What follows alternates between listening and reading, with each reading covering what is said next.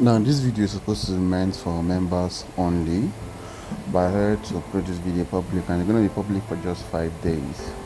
Once the 5 day elapsed, I'm gonna change it back to members only. So this video is on how to apply for Oneforma project. So the previous video I made was tutorial on how to sign up the account successfully without having suspicious activity, and how to use your CV and the ID for any location of the account you want to make. So today now we're going to be making this account. This one is a US account and is a translation account.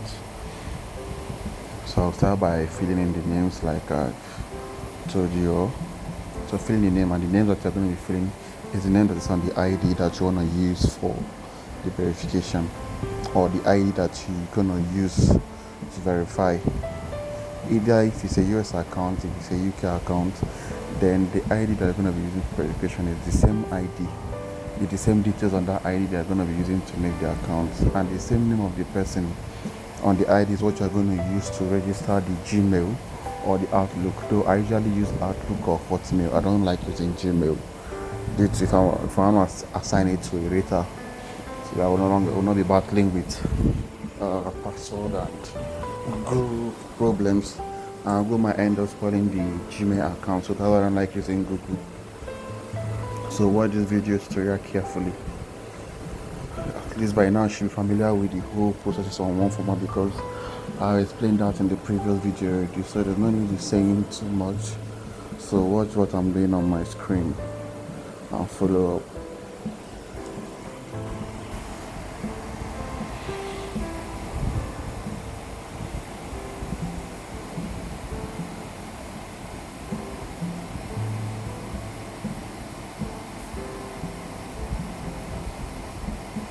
I know some person might be asking me, what is this mail I use here?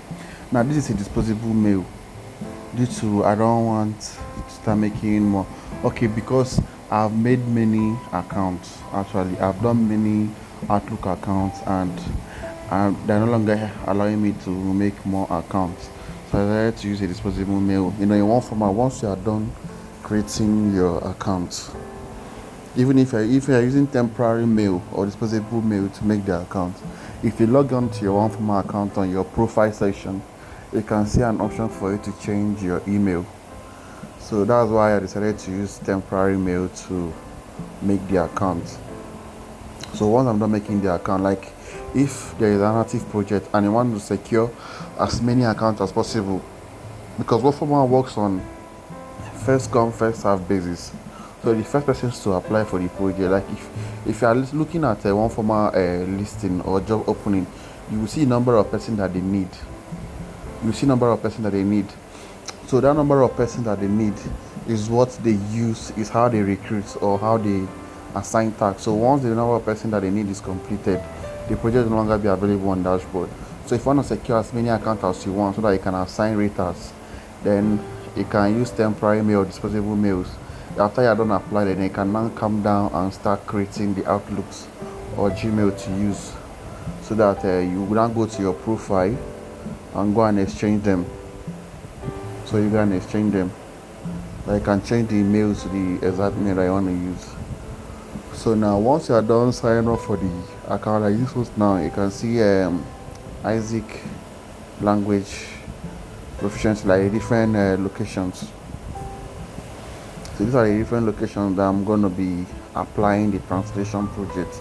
Once you're done applying this project, you need to write certification. You're going to need to write certifications for them. So I'll also show you how to write certifications, and I'm also providing the answers for certification, because I'm going to change this video back to members only. The members only are going to have access to the certification answers and also the prompts that I use in writing this exam, because if you should use AI to write this exam, they're going to detect that you use AI to answer them, and you're going to flag the account or they will fail certification. But there's a way we have made the prompts that will use them to pass the exam. So I'm going to give you both the exam answers and the prompts that I use.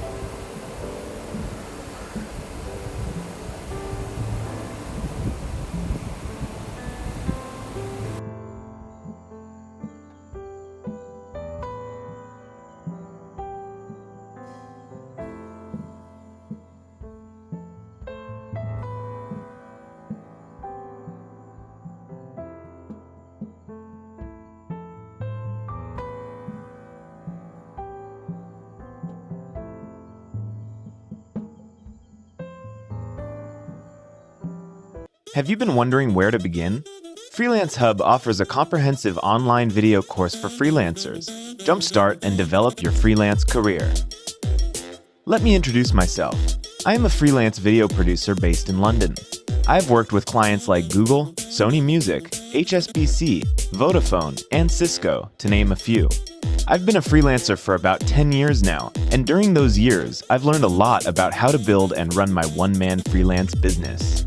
That's why now, after years of accumulating a fair amount of insight and experience, I want to share this knowledge with people that are developing their own freelance careers today, to help them make a fast and easy start.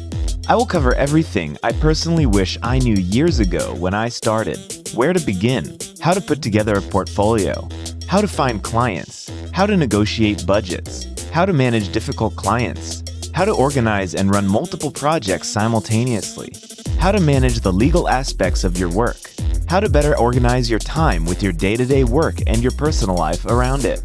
I've been working on this course for over a year, and I'm delighted to share it with you now.